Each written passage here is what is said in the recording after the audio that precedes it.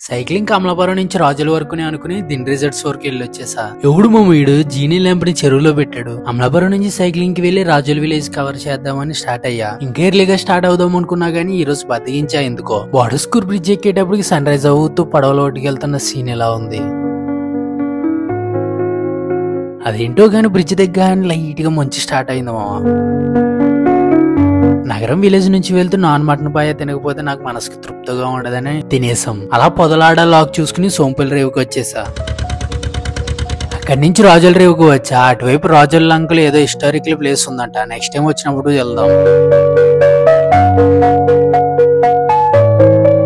ఆ తాత ఫిట్నెస్ కి మనం పక్కకు కూడా సరిపోం, అంతలా తొక్కుతున్నాడు సైకిల్. దిండి రిజర్ట్స్ దగ్గరికి వచ్చా. కానీ ఎప్పుడు వెళ్లేదే కదా అని బ్రిడ్జ్ కిందకి వచ్చా. అక్కడే రొయ్యి పట్టు పడుతూ ఈ తాత పరిచయం అయ్యాడు. కొద్దిగా మసాలా పడాలి, అల్లం పేస్ట్ ఆడాలి, అవన్నీ అయిపోయి మగ్గిపోయిన తర్వాత ఫాలో కొడితే నెక్స్ట్ లో కలుస్తా. బాయ్.